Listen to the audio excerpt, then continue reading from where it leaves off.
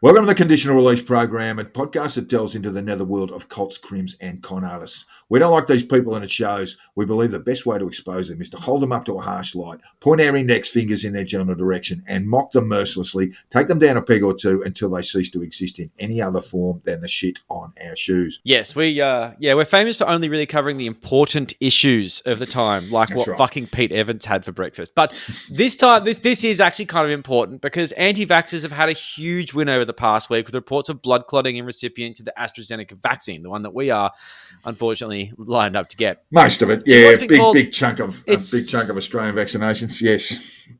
It's the loser vaccine, and I know it's the one I'm going to get. So, in what's been called an abundance of caution, several EU states have halted the vaccine pending inquiry, and since then, the findings have come out from the regulator. They're all back on it now.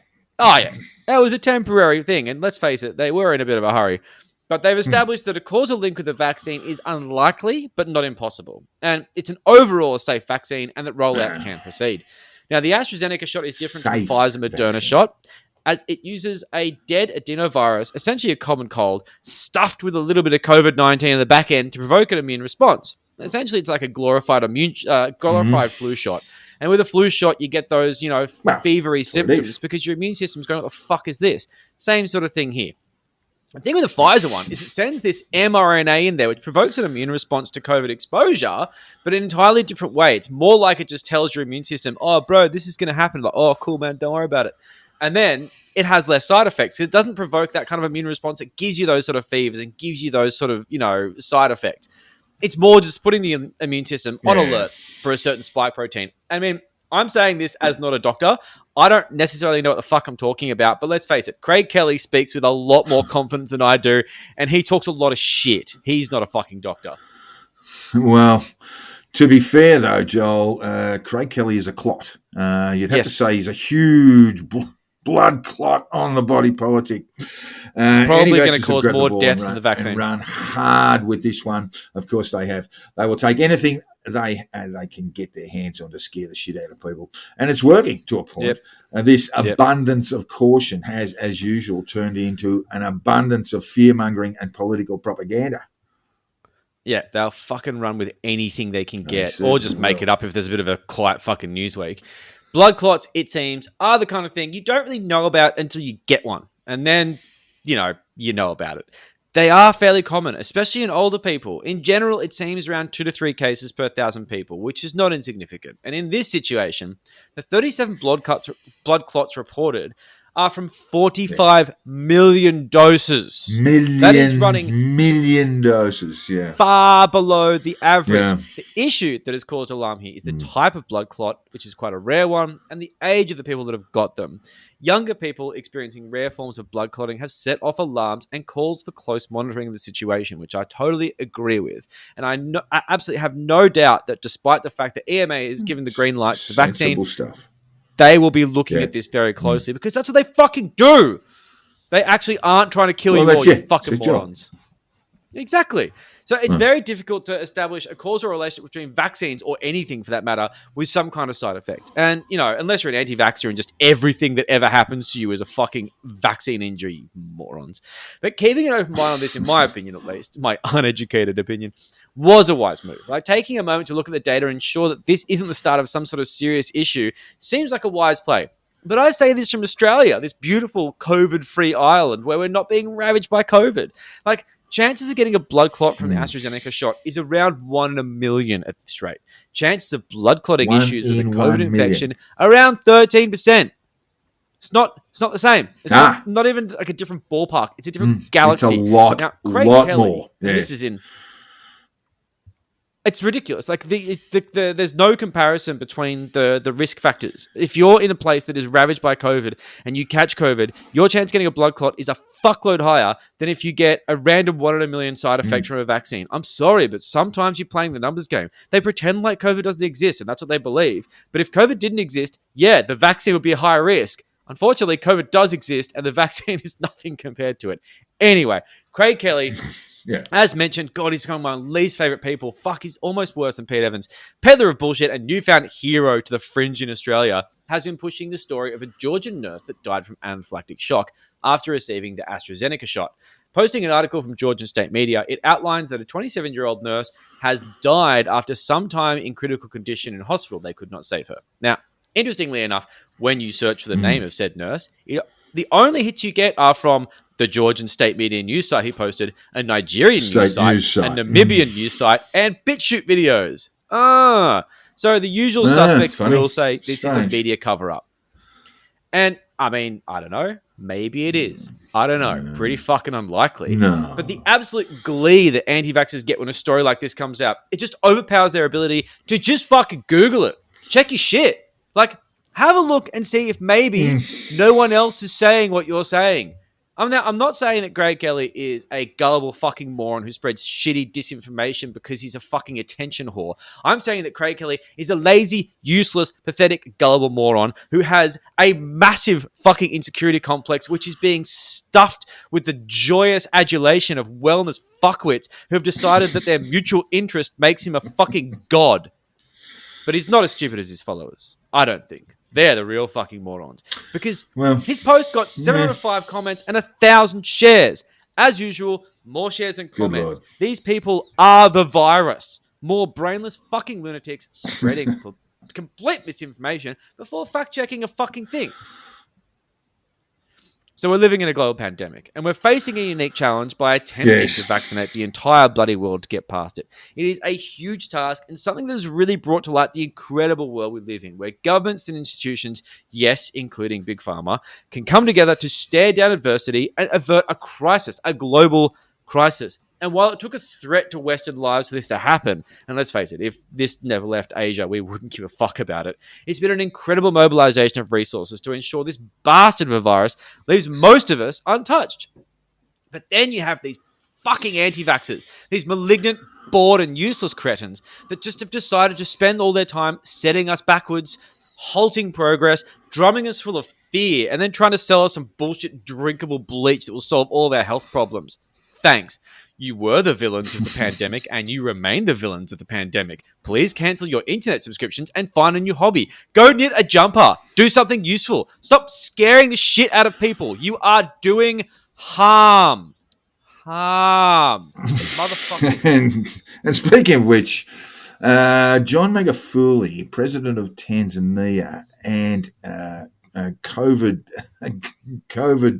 denier, was killed by COVID. Yes. It's a famous example of famous last words. COVID doesn't exist. Wait a minute. I can't get a breath and now I'm dead. Oh, ouch. No, that's brutal. See you later, Johnny boy. Pete Evans is a huge fan of John Magafuli, which is a huge red flag. I mean, the Tanzanian president, often considered to be an anti-vaxxer with a very anti-vaxxer approach to the concept of truth, declared very early into the pandemic that COVID did not exist and reporting of cases just magically stopped. Now, word on the ground is, unsurprisingly, cases did not in fact stop. And while a lot of people on both sides of the fence have used COVID as a political tool of expedience, every now and then there's a solid reason to think that someone really does believe their own bullshit. Enter the late Magafuli, who has apparently died from COVID. Yep, they say he died from a heart attack, and that might be true, but all signs point to COVID being the cause of said heart attack. And of course, his comrades are claiming it wasn't. Died of a heart attack because he couldn't get a breath because he had COVID. Yeah, a little bit of that. I mean, he had all the ginger and lemonade in the world, but it did not cure his COVID. Now, due to the horrible nature, you reckon he had the lamp? You reckon he had the Pete Evans lamp, and he was just flicking that to green? Obviously, he didn't because he died. I mean, he would have been fine if he did have the lamp. Yeah. That's right. Yeah. See? Yeah. Checkmate, right? Yeah. 100%. Can't prove a negative. So, game over. Due to the horrible nature of the anti-vax crowd, they immediately point to his death as murder by, I don't know, Big Pharma or some shit. Yeah. It's all a conspiracy because Magafuli was a big threat to their new world order. Some shit. But basically, when it comes down to it, if you're one of your COVID-denying heroes dies from COVID, then you've got to make up some weird, bizarre shit to save face. Almost like making Trump this like godlike hero because he was so fucking useless and all he did was eat KFC and watch Fox News. Oh no, man. He's like taking down the deep state. No. But good narrative. Hordes of well-wishers from the usual parts of Australia are mourning his death, which is nice, but not having given two fucks about Tanzania until it turned out their mad president shared their fringe beliefs on the pandemic. But now, They're all Everyone. Tanzanians. Well, not really. They're actually mostly rich white people. Yes, and I can tell you, John Magafuli's got some fairly fruity laws in place that deeply affect our gay brothers and sisters in Tanzania. Would not be welcome at my yes, he got some very dark views there, very Old Testament literalism. It is, and it must be said though that at the conditional release program we do not celebrate deaths, but this is an important one to highlight. And seeing someone fall on their sword like this is the perpetuation of victims as a result of the fear machine that is the anti-vax movement. A man that stands over a country and tells his people that they have nothing to fear from COVID and then hides away in a place like, say, a giant block of land on the Northern Rivers in New South Wales. Well, that is indicative of someone who says one thing but thinks another. This guy clearly bought the line that COVID was a hoax. It's Magafuli, a flu, and the countless, literally countless, they weren't documenting deaths in Tanzania. Literally countless numbers of people that have either died or suffered crippling long COVID symptoms from his reckless policies at the end of the day. His COVID policy was a gamble, and a gamble that took his life and many, many others. Follow, you wild, crazy bastard. Hopefully the next guy learns a lesson from your mistakes. Mm-hmm. And speaking of mistakes, Joel, there were a great many genetic mistakes wandering around our capital cities yesterday. And the worldwide, is that really apt? I mean, were there marches for freedom in Tanzania, for example? Was there worldwide march really a worldwide march for freedom?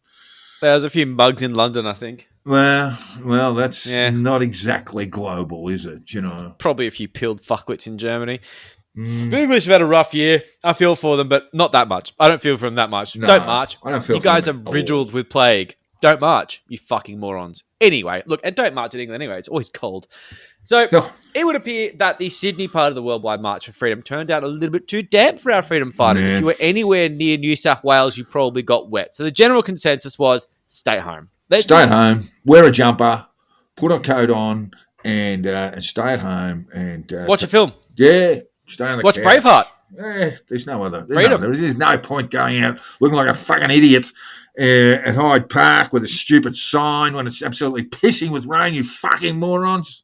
And a few of them did turn up, but I feel like they're the ones that really doubled down 12, on social media. Yeah. And if they didn't turn up, it'd be really embarrassing. So essentially, this was difficult for our strong and tireless defenders of liberty because our freedoms are being eroded as we speak. I mean, I guess they are. I mean, they have to be, right? Like, why else? Why else would there be a march for freedom? I mean, it's got to be something going on, right?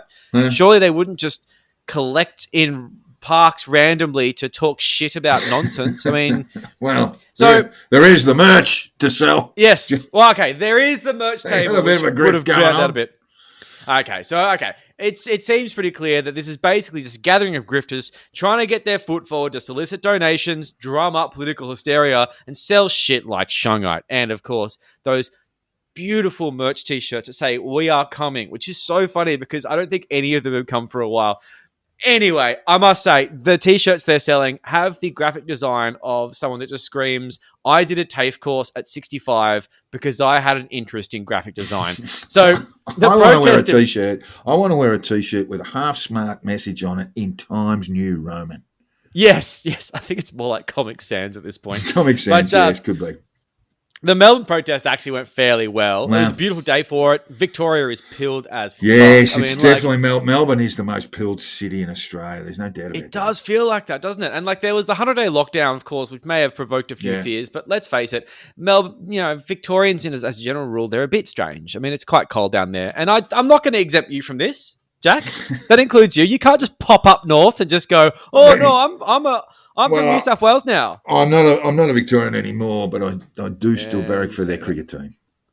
Yeah. See, that's it. Yeah, the proof is in the fucking pudding. I'm telling you that right now. If I put you on if I waterboarded you right now, I know what you'd say. Oh, Victorian. Always be a Victorian. Unless you don't want me to be, and then I'll be something else. Beautiful, beautiful interrogation techniques. So while Monica Smith from Reignite Democracy Australia battled with her phone to live stream the protest, which I was watching giggling to myself, finding her auto-rotate function on the phone, giving her endless grief, and she just didn't know how to turn it off. So it kept on moving around, and it was just fucking hilarious. She's like, oh my God, my phone, it's playing up. I don't understand my phone. My sinister phone is trying to destroy me.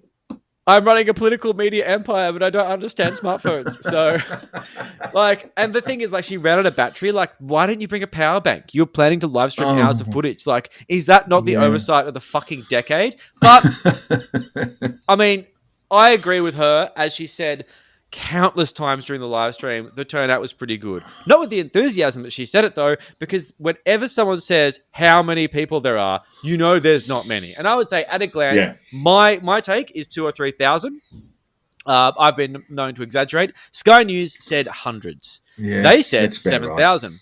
But they also say that the COVID vaccine changes your DNA. So they've kind of lost their ability to say anything without me looking at them sideways. It's bit of an integrity issue, yeah. 7,000, my fucking ass. One person on the live stream was really cute. They said, do you think there's 1 million people at this march? And one of the people said, only if you times everyone by 1,000. Only if you count people at a sort of cellular level. How many cells they've got. Yes. Oh, yeah. Oh, and in that case, it's billions. Look at that. Yeah. How fucking exciting. So one very funny moment was when Monica was running toward when the speakers had finished, and she was screaming for people to march as all these like sheep-like morons were just milling around, not really knowing what to do, just sort of staring at their feet. No choreography. It's great. Like at one point she says, at a rally she was instrumental in organizing, almost speaking to herself. She said that they needed to be more organized. And that's the thing. Like, you've got these situations where these fucking wingnuts who have no idea what they're doing organize these rallies. You've got to realize that all these amazing rallies, all these climate change rallies, the unions are doing everything. They're doing the sound. They've got organizers. They've got volunteers. They've got toilets. These fucking guys just basically put up posters around the city saying, you should come here for a bit and bring like a sound system from home. Need to be better organized, Monica. They're fucking amateurs, man. They're fucking amateurs. And you can tell they've only started going to protest recently because they seem astounded the cops are there. There's always cops at protests, you fucking morons. Half the time they're there riling people up, trying to get a response while like 7 Nightly News is sitting there going, come on, take the bait. You know what? He just called you. He just called you a really bad name. Yeah. Yeah. That's right. It reflects poorly on the force generally. He said something about your mum. So they're desperate for the cops to react, but like a big dog being annoyed by a small child, they just sit there and take it. I mean, until they don't, and they bite their fucking heads off. But that didn't happen. One man kept on yelling, pedophile protectors at police, while they just stood there and just basically copped it in this stoic formation of buggers. I mean, look, as far as I can tell, the Victoria Police Force haven't been pedophile protectors for at least 20 years. So this is very much, yes, they certainly were, and listeners can have a listen to our band. Well, it's banned on YouTube, but they can have a listen to our band podcast on Dennis Ryan and the Unholy Trinity story, and how basically clerical pedophiles, Catholic clerical pedophiles, were protected by rogue police. But that's another story. I don't think that's what he meant. I think he meant that they protect Dan Andrews, and Dan Andrews is a pedophile. Yeah, I have a feeling he hasn't read your book. Probably going, yeah. He probably should read your book, though. You know, it's a bit sad. This is one of the things that makes me really laugh, because essentially he's yelling at pedo protectors, and some genius on Facebook suggested the obnoxious dickhead in question wasn't peaceful protesters calling the police pedo protectors. That was the paid infiltrators, you know, like the George Soros operatives or whatever the fuck it is, which once again shows you can turn up to something, be a complete fuckwit, and then anything that in retrospect seems a little bit tasteless and maybe out of line is simply the work of paid Antifa operatives. Right. I mean, not one of ours at Antifa.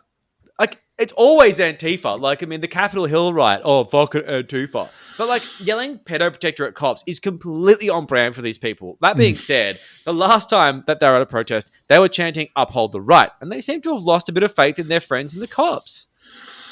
Yeah, look, basically I prefer if they went the old French, tenez le droit.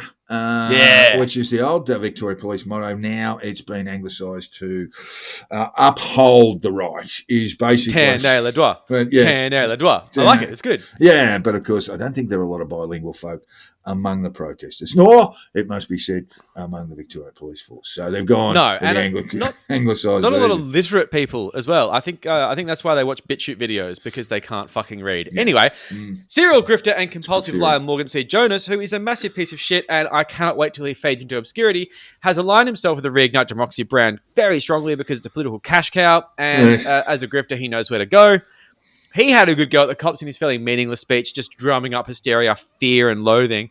No substance at all. And nothing going on. It's just watching the speakers. There was just nothing to report, nothing new, nothing interesting. So I didn't really see much of this one. Usually there's a great highlight reel from Cam Smith on Twitter or someone like that, showing all the funny moments, because when these people gather in public, funny things do happen. But if someone says something stupid in the forest, but no one's there to see it, did it really happen? That's it. It's a real shame. Is it piss funny? That's it. And I just feel like there was a lot of things I didn't see, but there's actually, maybe it's not, because on the surface, this rally was just kind of sad. Like, the signs that I saw were like, God wins in the end, which is ominous and weird.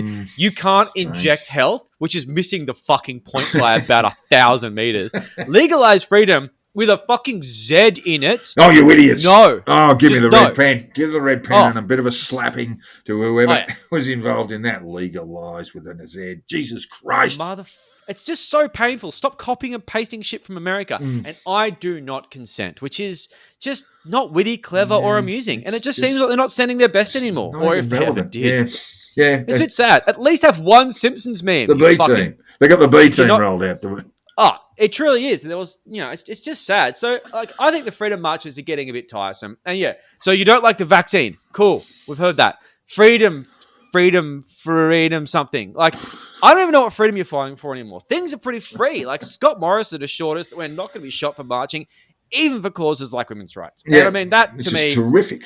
No one was shot this week. If you're going to get the rifles out, that's what you get it for. It's real tonic. No one was shot. Bunch of chicks out, shoot them up. That sounds like a completely logical thing. But in this promised land, the rifles are safe in their safes. Yeah. So they march, they cause some noise, they say cook things that are kind of funny, but nobody really cares anymore. The joke is kind of old.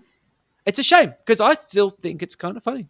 I do too, but finally in our news, I was on the telly this morning doing the Talking Pictures segment with Mike Bowers as part of the Insiders program, and I was recorded, this is all pre-recorded, on Friday, and I told the story of WA, the state of Western Australia, being the sole remaining state or territory in the Commonwealth that continued to lock people up for non-payment of fines. And this was particularly critical to First Nations women who often suffered not just incarceration but family dislocation as well. Now, I got that wrong. In fact, the McGowan government stopped incarcerating people for fine default alone as of June last year, 3 years into their 4-year term. And there was a statement from WA Attorney General John Quigley issued back then, and I'll just read a little bit of it. He goes the political angle first up by saying imprisoning people for fine default alone was a bad policy and one that was ignored by the former Barnett-Harvey Liberal government. Well, you ignored it for 3 of the first 4 years, Johnson. Don't fucking boast, man. I am pleased that the McGowan government has finally relinquished the old system, he said. We expect to see a significant reduction in the number of debtors being imprisoned for fine default alone. How about fucking zero, John? But a significant reduction, particularly in regional and remote parts of the state. So I was wrong about that, and I apologise to the McGowan government for that. It's been a running sore for a long time, and the fact that they got around to do this in June, as I say, basically the last year of their 4-year term, should have been done a lot earlier. But the fact that they got to it during a COVID pandemic, which is why it sort of sort of disappeared into smoke a little bit, is something they deserve some credit for. But the fact remains that existing fines are now being returned to payees, increasing their indebtedness through the addition of interest charges and other expenses, which are not being waived. And the force of that consigns people to poverty. So a $300 fine for a traffic offence like driving an unregistered car, for example, should never, ever become a crippling debt. And what I can tell listeners is we'll keep an eye on how that's going in Western Australia and report back in due course. We will be giving a bit of an update, and I will be getting hold of the Attorney General for a statement from him, and then we'll ask a few people on the ground how it's going as well.